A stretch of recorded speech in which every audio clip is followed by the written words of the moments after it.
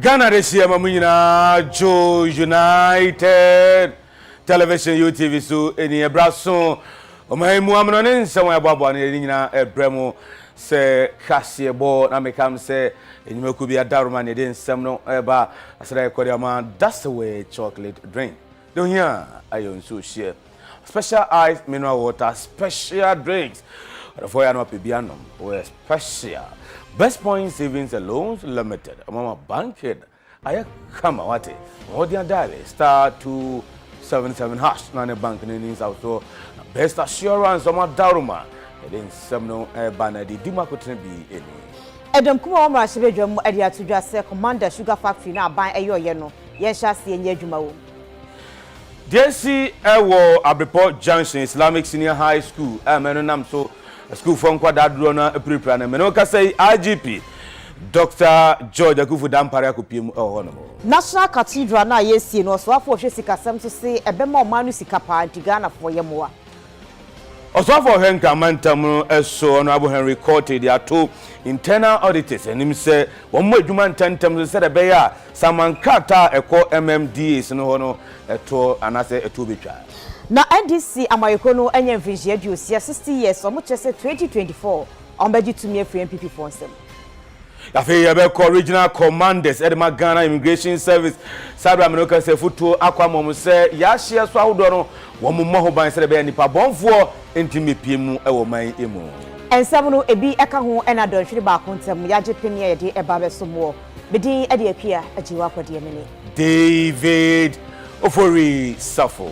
Afi ensam no nchiremu eni Ghana ban eboka a no ye sika be 24 million bosia kra ene yekogiye efri Indian Exim Bank for enchen edibeye Commander Sugar Factory no ewo mfimfiri mantem se beboa ama emabunu enya adwuma ayo na efri ebra ye sa fidi dwuma no ewieye no aban a waba ye NPP aban fiempim bienu eni edu enso mepim samre no won sheda enye adwuma wom anasa adwuma enkoso we enam so ama edom kuma no abedwaku a wamo eneba adwadie ni fidi dwuma ne akwansere omo ehweso wo mrahye bedwam akasa edi atodwa se eya ban bo apayo ene won pese Commander Sugar Factory no ebeye adwuma na ebro mo ekọ hɔ no mo no mo ene timamfo ni bi edi nkomo omo wieye no ena owura Emmanuel ama a wono no ene di omo animu no edi tudwa chem se abanya no ntem ne yen hya ase anya adwuma wom na beboa ga na sanse sika ena progu kwa no. How many years and what did you sugarcane? I mean, how many years? 6 months. I'm very well. 6 years. It is 6 years. How many years? In a year, you sugarcane family for. It's a benaba noye. And already, and now Papa sugarcane or Diano and you play now. The guy was on. Minianum. I'm very dear, bro, Papa. I want you. I want me. I'm flower pay. I have any. My friend, when you are Benia, Commander from Powas, I am Benia, as some of your can, the NA country factory. 6 years now starting will paint to one foundation, will they be also here? And none of pay will paint still. What the 6 years will furbish? Yes, Rabban. Commander for West Indiana, yet the end road to one more boy factory, Mamma from Mamma, one more boy factory. I had a Germany hill, ye black Germany, Kitty Ma Yaha, and ye meant your ma, Yahano, ye German yet. I ain't yet another commander shampoo, yet another one talk. I want you be brave. So sugar factory is so way, and I yank at your ma, and I meant your ma, ye be a ye, ma soon jab cream. O cray, you follow much shum, or Sunday German new cream henty. Amwa arufa baha ahohunya wo bugu kisukwama na wo ye wi akiri na da yo na announcement na da yo wo chi wonam ponchi na de ya wo wi na kisukwama enti nya dwuma nye ahokyem ene ye wo mo kisukwama Sugar Factory so far joma ma BCD si wono am de tire bi se was park but according to wo ye dwuma wo no was park mo wo ye sugar ni bi won wo ye dwuma wo hanksem wo ye sugar ni bi but enam dem de aye political ni bi wo ba na pede what to aban man ntini ba no won wi na ade force edugbe no but so far no say your papa we so joma ma ye mugbo we so ba 6 years after now better 3 months and what most way maintenance. I mean, if they said that time, no, them CCS workers, so 1 year position, what year. And for now, you know when you're going to walk, cry, when you're baby panda. Now, then to me, you're going to house, so I could feel academic and also because after the testing, we were supposed to start the main operation in December. When December we went for the election and we lost. I registered farmers from Agyeiwaa to Winneba Junction, Kutubu, Aposika, Asebu, Abrao. I was in charge of that area, and my colleague was in charge of Komenda, Kisi, besides the surrounding villages, and another one was in charge of Domnasi to the Western region. This government is one government that has been criminalizing the conduct of previous government officials by hauling them before the judiciary and prosecuting them for causing financial loss to the state. What we have seen today is a clear-cut situation of causing financial loss to the state. The ranking member made it patently clear that they undervalued the factory that was built with $50 million. They undervalued it at $12 million US, and they are doing so in order to sell it off, for a song. That is unacceptable. From an accounting point of view, that is causing financial loss to the state. Again, the fact that the factory was left to rot, and for many years, nothing was done, and they had to borrow money in order to refurbish it. That again, from an accounting point of view, is causing financial loss to the state. Averemo eko abrepo no ewo Kumasi school for nkwada eko Islamic Senior High School no ewo abrepo Kumasi womo eyo yekire se kwantempo da school nanim no speed round bia ni hono na omu twam a na cars bomo nti no nam so mu si kwan no se omu makwan maka nko maka makuzi sampanifo ba speed ram e dia momo na report nko so kire sa police for kopiem ho ko to tear gas egu nkwara nso ntimi no kasa school for ba se duasa na mo prapra emu edena mo ayare sabia eno nam so school for no report e ba kire se dodo na wo for kopie school no mu dia yam hyehye aka kire school no mpanifo se omu makwan na omu form ma emom no form enkofi Kanye chuchamu wa hano ebubo nkwala no na no pani e won me say yate me dey say na mte say ase ka no ebi abo akwala ba ko na chichafo no e ma nkwala no so mo maye demonstration ana mo be sisi kwai no so mo maka bia ntwam ana yes e free police fo no dey be pamu wo mu e pamu wo mu enko antidi ate ya say e so mo atututu ama bia ka enkwala ne do mo ko hospital ti yamla na yamla me fa kwala ne mle fe ne ba ya ne se kwai ni ho a wo me ma ya wura ho fan kwala me de beti ase ambulance se school for ela ni nwa ba ko wo ke ko zuru wa no ofra mi se me ko ya se wa ka ho a me ba so ese be mi ngula mi ni ba de kura so wa hospital no ada so wa mi nim o ma ya kwere ko wo ya malo o ko ho bara na wo ya mato o ku mato ya mi wo me mbalo me ma 3 o school mu a 2 ya borders and a 1 every day. And today students in the bar school mu bedru hanom and ofre fie say obaye no school for any demonstration on road ne so police for ha ankwa no inside but ono onya kwan enwram wo hu Sharifa and wo hu Hamza enti me ma na me mehwe wo mo no kura ni me baye no menya kwan enwram me kwan na nkra na bi ma as unconscious no me de da form wo bebre e ma me su papa and ambulance ni pick up near sa wo mo e de o mo ko e chi na mi chi ni ya na mi hu mutu e ma me mo de makoma tom yam kakra but me oba tan mi hu o mo gu fam one de bra ni kura ni ye wo yo oba tan betu nkwa na fam wa we ba ho o mo ko ye na edibi aba a o mo ho ato wo mo ye free ha mi amedi a chia kwa hospital suntre so manchia ye kwa hwe wo mo ama mo ati de asie ntimisre mo obi a mo na kuma ntoniyam bibia nya obia anokra ni nyame enum ne sede na musika no na ya ampa de he musa mo ha mo ne de nemum ya bae no bibia edadin school mpanyifo ne regional director dwumaso o maye no eso ani o ma kire so mo ye awofo no mampa enkoda omhu police fo ne niam na ekoso no mo ye mo hye wo mo no ye mo ye de mo call hospitals ye de bia ba wa udi adanse as at the time I pie ni awofo abedi nkomo na adekire ni adesuampo ekoso but the enti ekofa asasem we nyina ba ne ye wo se ekwan ne ye mono afi na ya ye kwan no nemum ya ye te afidi achi no ye wasodie kese ne ehunu se ye duru ba bia suku wa se the speed ni sitie bia no e wo se ye te so but se speed na me di sane bepone no wa na me de badia e bia na nyame afafie na me duru ba bia enkoda ne wo no mu twema na esen akwa akosi Yamamanya ntiesa adesuafo beye aduasa 30 na atopiti ewo Islamic Senior High School eno Kumase Abrepo Junction na ene namso ama ene no posti sahene eye IGP Dr. George Ekufudampare abo anamon akọ no mesanse posifo ene enkura no edibo ani ema sanse mwese ebaye. We have a responsibility to ensure that all of you are safe and live to your full potential so as for you to be able to distinguish yourself and deliver your God-given destiny, which will impart life for this generation and generation unborn. Therefore, anything that will take you out of this world before accomplishment of your destiny is something that will do whatever it takes to ensure that it doesn't happen. Now, having come to see what we have seen and feel what we have felt and touch what we have touched, our hearts are at peace, and therefore we can go back to Accra with a spirit and with a mind that all of you are safe.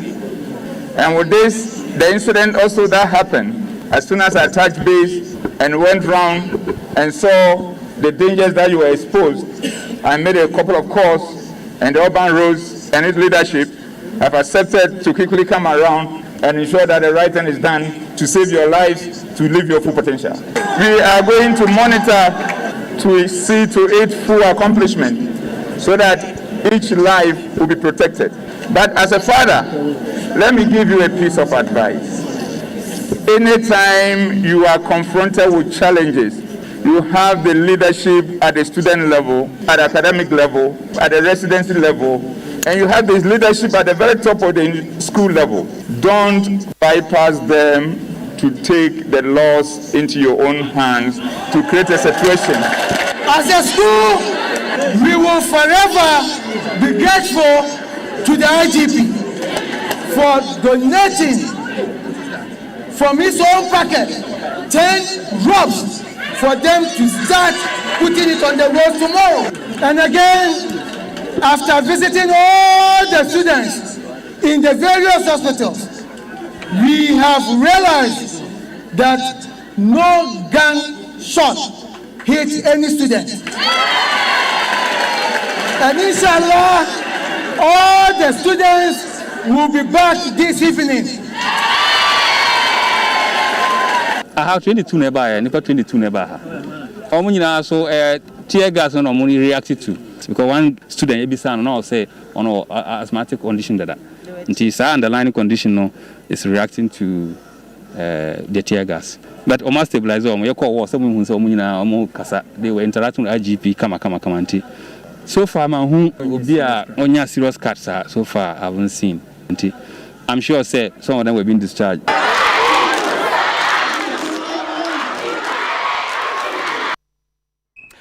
Avea banka mantam asena ye Osafo hwenka mantam no eso Honorable Henry Kota so ye na yeko obanika say dia de sede ato internal auditors edema metropolitan municipal and district assemblies ahodo no enim se unjumadi a won edi no womni ni no mom ho enye ha esanse na nsen samankrata e free court ahodo eba assemblies no edo so pa Osafo hwenkranpumpuni mantami su eye Honorable Henry Kodie na odi afutuo kase ama internal auditors a womu ewo asweye ahodo a womu eneye metropolitan municipal and district assembly no womu ehyehyehye mu a womu ehweye internal auditing ahodo ewo ho se womu enye womu adwuma yemfo omaso ento form se de beya eye legal cases anase emra ensema ahodo a yede bekekere assemblies ahodo no womu ebetumi abre ano asekra fi se sa na ema no a ekoso no ema ebe kwakwa wiase no assembly no wo mo adan ene wo mo japade ahodo bi a nka eni se Kodie ankrankra bi no ensem no na akwa Kodie wo mo ensem ti internal auditors a wo mo ewo ho no wo mo enhwe enka ho asem eyie na wo de sansem we nyina todwa wo abra wo mo eye orientation ema internal audit committees ahodo a wo mo ehye assemblies ahodo wo mo ewo nkranpompuni mantami ase. By the Public Financial Management Act, no various assemblies now, no audit committees. Internal and free internal audit agency naba. Be inaugurate various committees. Na usha, says no. Assemblies now, but in a garnish your account. You to be garnishes, I just want cast a is easy. And at the end of man banasa, it's not me bomb say. Audit committees na form assemblies. One more modern na omunye proactive. Say beya BB sample no, they say prevention is better than cure. And they should put in proactive measures, preventive measures, so that we don't witness continuous the friend said garnishing of accounts. Ferry kakra say ufra assembly garnishing of account. Your co-viewers may pick up is easy. It's not the best. So they should be very proactive. And yes, yes, room in keke. Na sebi oma Kodie dokuno ni chinam, but yes, room in. No my humanity a yes room in. And see any within common.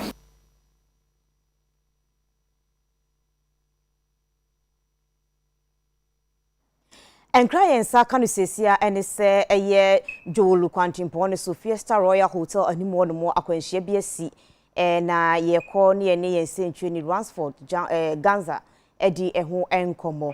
Ganza Majue. Yeah, Minia.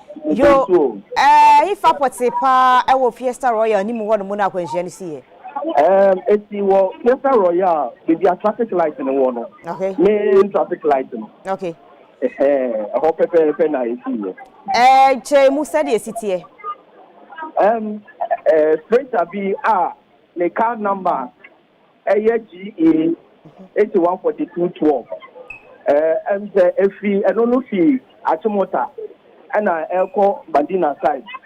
And the speed pa and the two baby traffic light in one and so fairly break.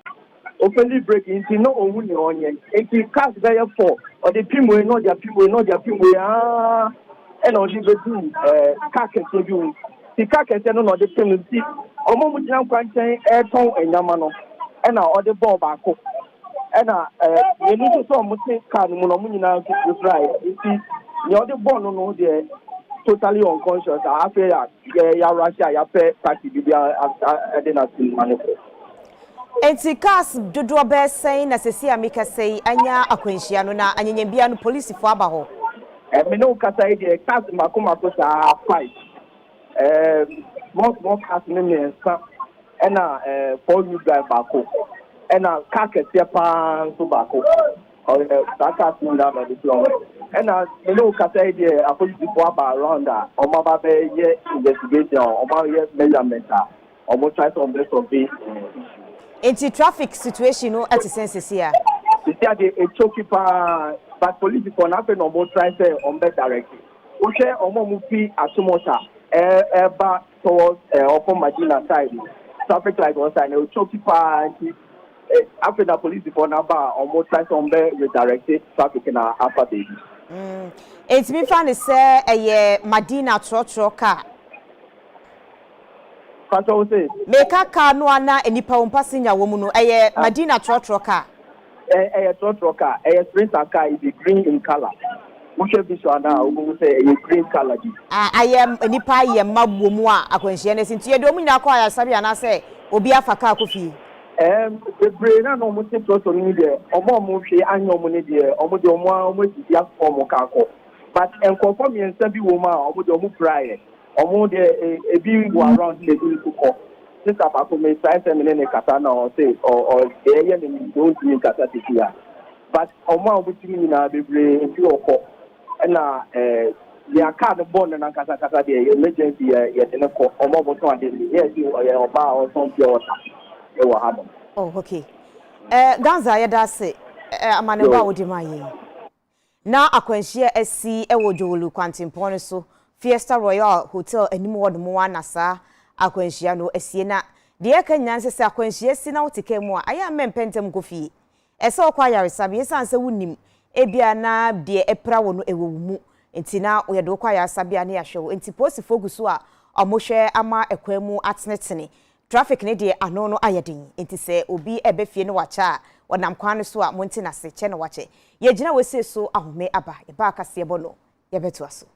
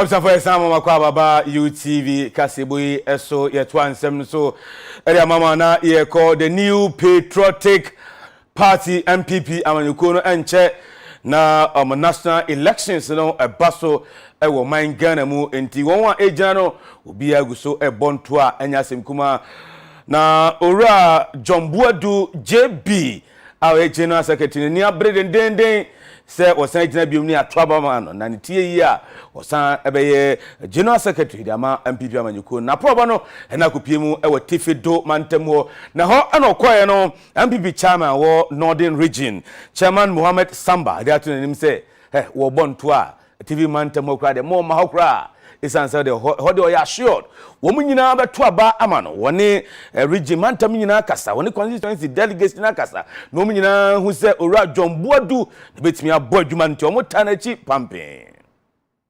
The project is about breaking the 8 years. The project is not about Chairman Samba interest or Meng first vice chairman interest or Zabzu woman organizer interest or all other executive here interests. The interest is about to break the 8 years. So we cannot afford to lose Jombuadu. Other than that, we are saying that we are not ready for the 8 years. Are we ready for 8 years? That means that we have to declare for our general secretary we can able to break the 8 years. You can't doubt his leadership. He has demonstrated 2016. He has demonstrated 2020. So there's no doubt his leadership for 2024. Na ohwe mpempenso ya party mu atitia pensema ye ni ojifo no ye kofre no bae na oso mumbe ba onya akukuduro ebe wini power emayen odi yen ko elections bium mmereko a wesafa na nyina covid nti no mama atitia pensem ojina musa amesan wini presidential and they say ye ko 2024 election na MPP as a party yesi sa abranti ye besisa no na ye de ofufuru aba then it means say ye ni anso ade e betimi abedane no mekase amaye nti na Mr. Delegates ne say Jombuadu ye ni mfiri titi ye ni na ye adwuma ye nim se na ne so ni ne ban atie nti umuma yamfa ye ni da so nyina enhye nensa na ento aba no ma no na onto aso for a small battle ye pese ye break it no so ye pese ye break to say yamfa experienced people and for na no ye adwuma no so for that matter who say if you look at the executive setup no nyina no na the most experience but mas so yen die ye share experience ye share party juma. Like what we want is the person that has the heart for this party, the person that has worked for this party, the person that has experience, the person that has done it before. So, try and error. What am I say? Generally, you are trying to be. I think we are here to declare our support for him. As for General, we know what he has done for us over the years. And we are not here to bargain with him. We are not here to say anything. We are just here to assure him that we are going to re-elect him as our General Secretary. And we have already discussed that with our constituency chairman. Our regional chairman has already declared his intention to us. And that's what we are all going by. My appeal to all delegates or all constituency executives or whatever who is going to participate in the primaries come July. They should select people who are very seasoned, who are experienced, that will enable us to break the 8.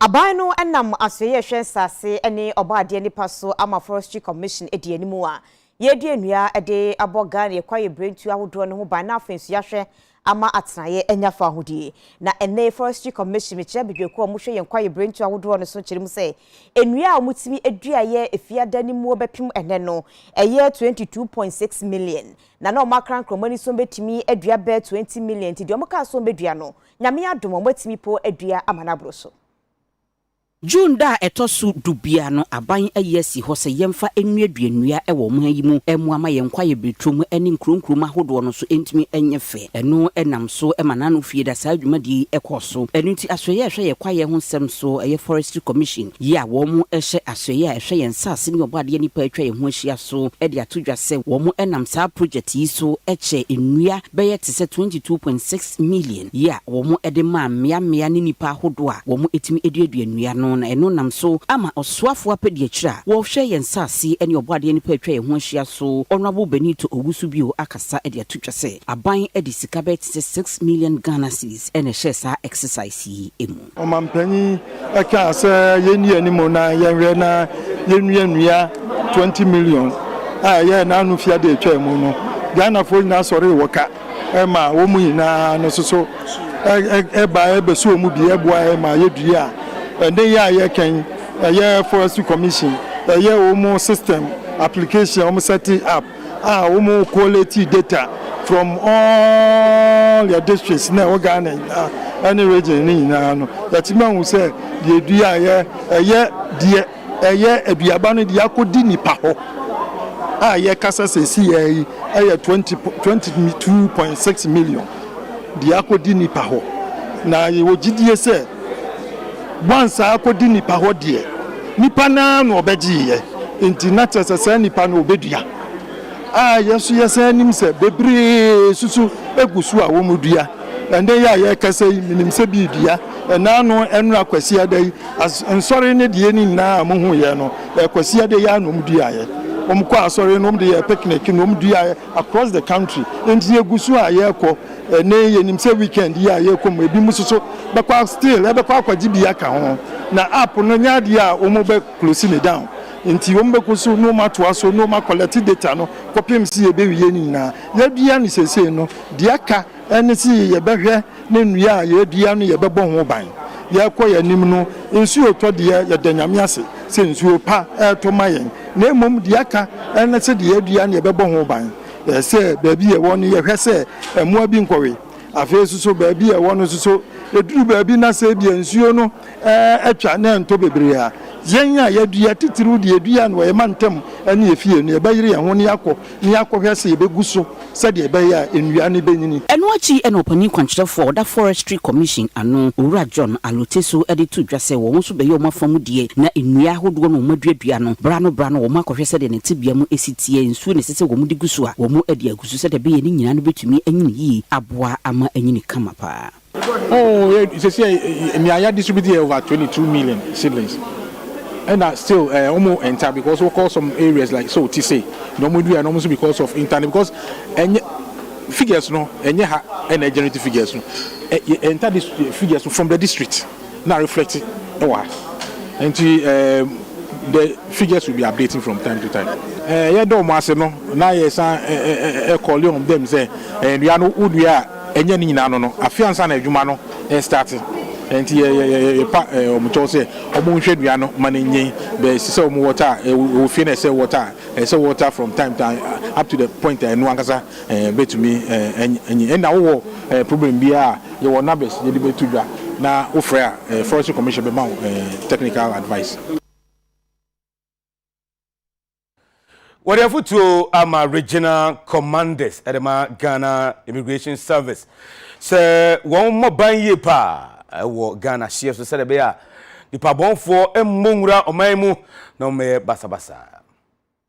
Tanche dwumadie ya potoka se me kan se workshop yi empanimfu a wo mu eye adwuma e wo Ghana Immigration Service emu ya regional commanders any top officers na se empanimfu ahodo a wo mu edi eye asoye no anim ene betwa hie mu a wo mu bedwendwen kwan ahodo a wo mu ebetumi afa so aboa ma adwuma no atu empon eno enam so e ma deputy controller general e ma Ghana Immigration Service owura owusu mensa ekopie mu e wo dwumadie no ase editu dwa se botaya enam so mu beye sa workshop ene se wo mbetumi aba betoato adwen ahwe eniema hodo esi wo mani so a wo mbetumi ahye mukena aboa ama tutura sem a ama na homne so ewo yen borders ene amaya hodo a atwa ye ho ahia so no wo mu ebetumi ahwe aboa se de be ya emewura oman yi emu.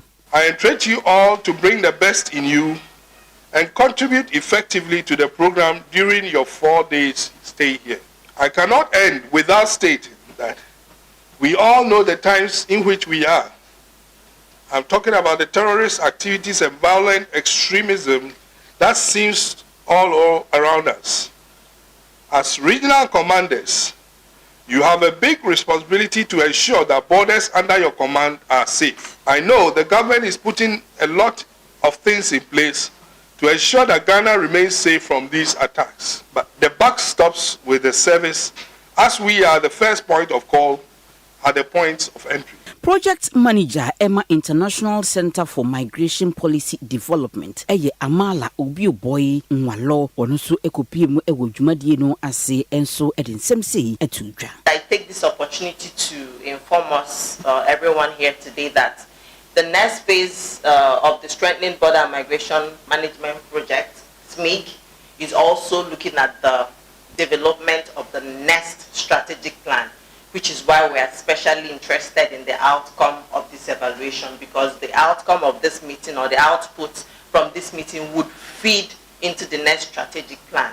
While we work towards the next strategic plan, it's important that the recommendations that come out of this workshop will feed into it, and we are calling on you, I urge us all to engage as much as possible and to give your frank input on what we can do better moving forward. We've done well, but we can always do better. And we trust you to tell us what needs to be done, what are your needs, and how we can work together to achieve these needs.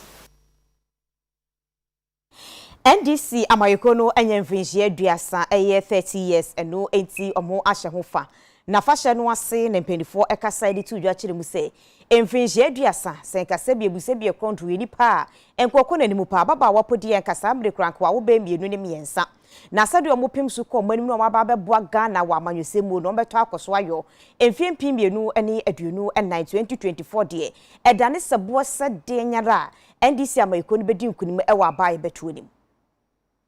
Aswansem Rasebedwani ononyamfo Muhammad Muntaka Mubarak eno wo kire se MPP amanyukuo no afi 2024 abato nkwa na wieye no womani so bebiri wo mu pa se do ho besi adwuru wo enam entwo pa wo mu bedie ne nti ebra NDC amanyukuo no betitim na omadi nkunima ese na fata wa kire se oba asantema MPP amanyukuo ne se ewo ye baby a eyom de omo stronghold ankasa na enso se sie de NDC sa amanyukuo omanya nyina so bi pa ewo asantema enu sunti o jidie se abaye beto no emra sebedwafie dwa no ombeje dodo na wasantemantem na mampani die no so NDC amanyuku no ombenya bebre ama na buso enu sunti no omka kire MPP amanyuku ne se omadwom se ebi afi 2024 tumi ne wo ho se de ne ho oden na wakofa na de okresika ena sabi obechinchim ne makofa de o da bi enom sanko drawing board ne ho biem owura Muntaka de nsem etu dwa no na NDC amanyuku emfie aduasa omanya no mo hye ho fa e wo regional headquarters eno ewo Kumase wa santemantem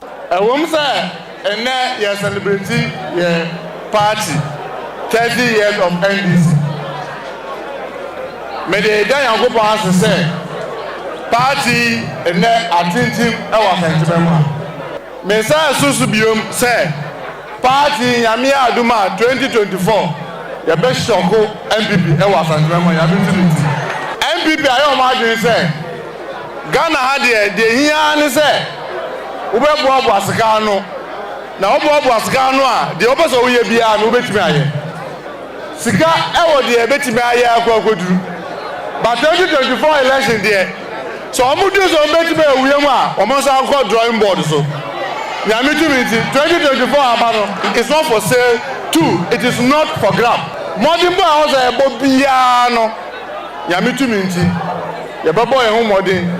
Ewiemu ye be hwe se wo muntimi wiemu biom de to so me no de Ghana for epese eye no eno na be ye ho ye be wie abatro no na sentime mu a ye tria tria MPP se aha eye yesu ye stronghold. Dr. Samuel Sapon Kane John Dramani Mahama Breso na oye asantemantem soafo ena afi ba asantemantem opani okasa de ma NDC amanyuku no owura Nuruddin Abbas omonse ne UTV kasebo etwetwe nkomose suban ya yade tie party no enye monocracy e wo political party tibesre asɛm obiara ntena ɛmɛ mfa sika mɛdaadaa no ɛwɔ kwan biara so afei deɛ ɛtɔ so mmienu nso no ahosi yɛ nyinaa tumi yɛ baako ɛfiri sɛ pra wɔwi baako a na ɛbu woka bɔ mu a ɛnya deɛ ɛbu sɛnea yɛka in a party that does not honor its heroes is not worth dying for nti ne mpanyimfoɔ ɔmo na gye party ne sɛ ɔmo wɔ asantema ntɛm ano yɛahyɛ fa a yɛabɔ ɔmo aba so na yɛde asɛm a yɛreka ne sɛ obi bi a ɔyɛ ndc ni bia ɔma n'ani nye sɛ ɔdɔm amanyɔkuo a ɛyɛ ndc because nyankopɔn amfa ndc ama a ka nnipa bebree wɔ yɛ kurom hɔ a nkɛ na anyɛ dɛ ama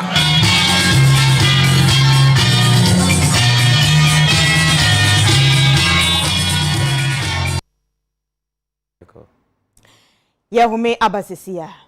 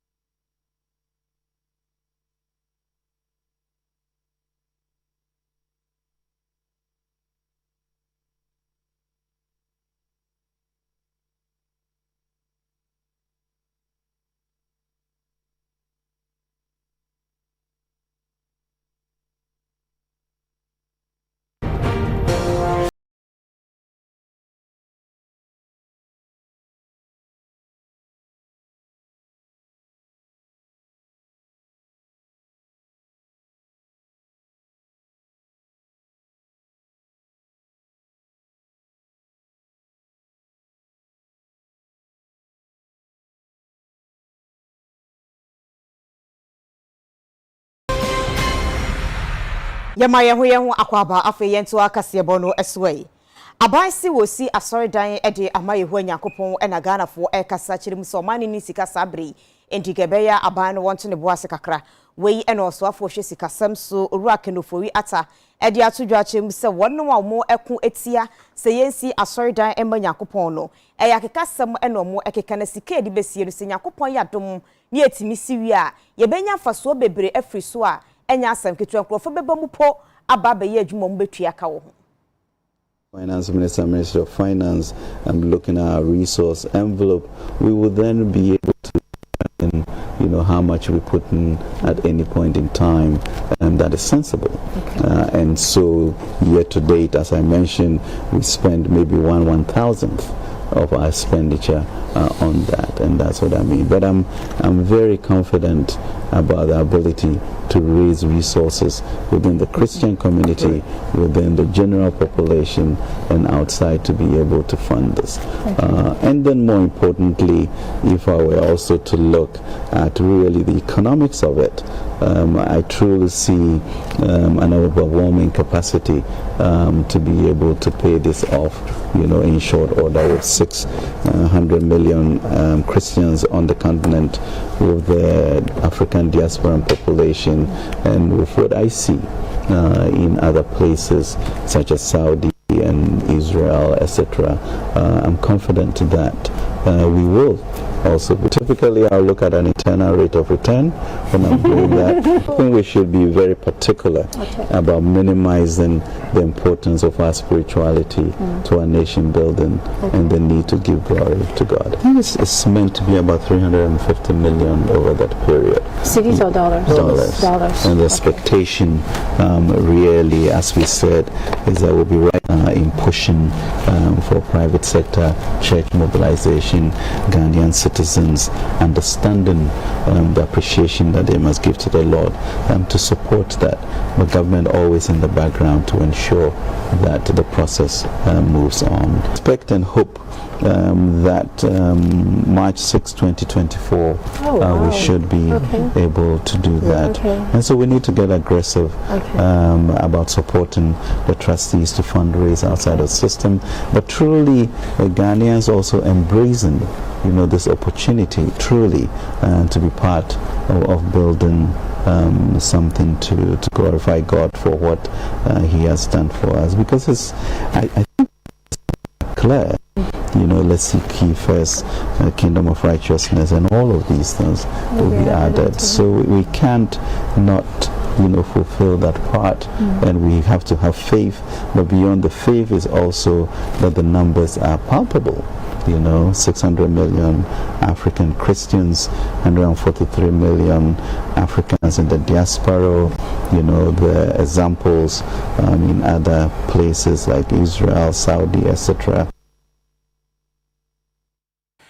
Adani ba ko Ghana de hye ni gye ho pa ayen krandokon ene krandokon pa wunya na unya hyeto ho na se makwa yetwi ene nchena ma ekoyie pa na last year kra no ankan krandokon otoba ko a 1 cedi kese pa 1 cedi 50 pesos kra da hwa wuntimi ni nanso afi mu ukodwa so a Ghana fo chese wuntimi nto 3 cedis kra no to a enso na asanfo aye ketekete za odwen ho a wonte ase de no ene UTV kase edi nkomo asese ana 3 cedi hwese kuta ma be se 4 aye na beto de ama won ene se nkwada no beto mienu a na ma chemu de ama won na me je bi se na be anwumre obetume di no wada because when did ana adwo no kom na de won ebe kom de won akọ wiawia nkromfo sika nta no kwasem se de embole no yentumi nto dokoro nso yentumi nto yesre nidi ni obrasem ye nyina ya bandie we wa ban no ya ban no nto petrol sa ban ye ne kasa so hu ye mobo won tu change ye ne ye bre bottle no kese ne ye we 5.5 size we 1 million the on 1 million ana ye the di we chi no 4 million no so beto alunkana 15 cedis. First, no, na your customers, but only Buaba din. I say customers in a swati kakra. Village la ni bi na ka dun village la abashin awolo local government e a che ni bi anu ni wo yin awo no bi atoro no wo bi o. 3 city. E bi say mole no yentime mole ba ko no mole bucket ba ko no 70 Ghana. 70 Ghana no me dan. Poto china no so baby foforo sa. Sisi bidie boto 80 Ghana. Nkati e konko 70 Ghana. Bidie 880 Ghana. Hana mutoni. Bidie aboedu. Segment sa. Oh, na sisi ade ye manage. Ama Paba was Sabarima John Agyeiwaa Kofidiewu atwemani this year ene Marigold Asan na face so no Jane Ode Pencil mo akabom Akua Kodie nua aboahwe ama Green Ghana project hyeya abande abasi nua wo Ghana fana nyina no akoso e won mfimfiri mantem wei eya na mo etu ebeboa ama enua yetimi enya dodo no de abo atena ye ho ban ubehu se do nyamisi bo ade no nipa ya humia that's we be the carbon dioxide who maybe as a poison efie mu akom from carbon dioxide no na onyami ya odigu asaso so e wonu so aduane no me ko timba juma ucha ngbra no kwa wo senka ucha timba na no asandua am dey say national TV mam no amu wa me ba me ka se me na me akokora pa ani ba be mi ni akanyo na se ni nyame boy no nyame nyo bia no atre science yet ya se kakra hu se na nyame you a master planner ashe Allah da kansa da ya halittar nan shine wato wanda ke kwararre a cikin tarihi wa nye bibiya kwa ba abin da ya shi kan banza ba tare da manufa ba asasiya nanka odi bibiya to gana asase odi banci biya to tuna kura da fifi asasi ne ya sani kamun gurba ta kasan nan gaba daya annanne gana mai abayin edianimu wannan shine wato kasan Ghana da shugaban kasa suke turmuzo a gabansa sai ya bet 20 million tonne ina nan kuma ya fadiyan bi azisa niano yencha mukura saboda ko dimu na so bana na sansha ne mashallah na sai diano na riche wo hu da wanda wa sha sai da aminti nan ne animonyam kase abedi no ha ye nyina betwa no ho ahia ye be ama no and ambit we midwen ya ekenya na nyame se ntra obonbia na indwen semia na okopwe mineral commission hotel livelihood and I want to me ya be a metemo ho onamda no we the national hotel livelihood program edu na adampa kufado so that bede obodu ndua 20 million oya fi na me gidi there 20 million a day obobo because man could say we 20 million cedis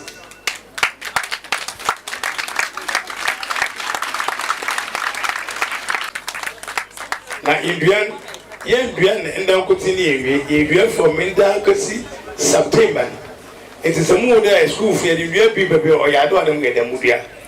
Now me bomb dash and the Upiana would be obey ye next year Babo channel. Even yet.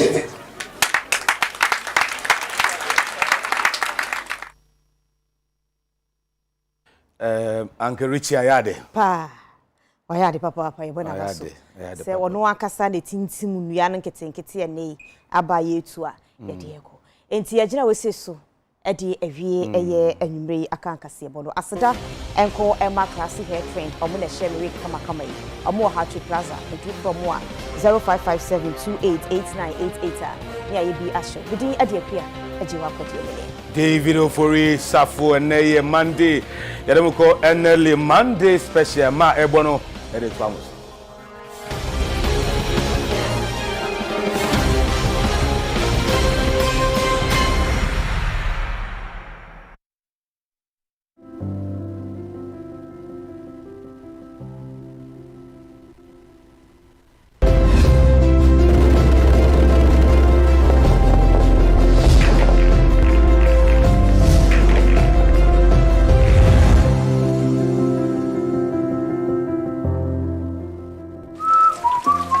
I'm ready. 14, 72. Sorry,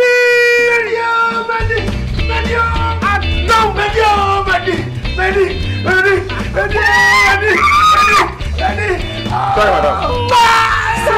What is the cause of this jubilation? You won't believe it. The draw of the NLA Friday Bonanza just dropped all my numbers. Ditto. You can have my car. I'll buy new.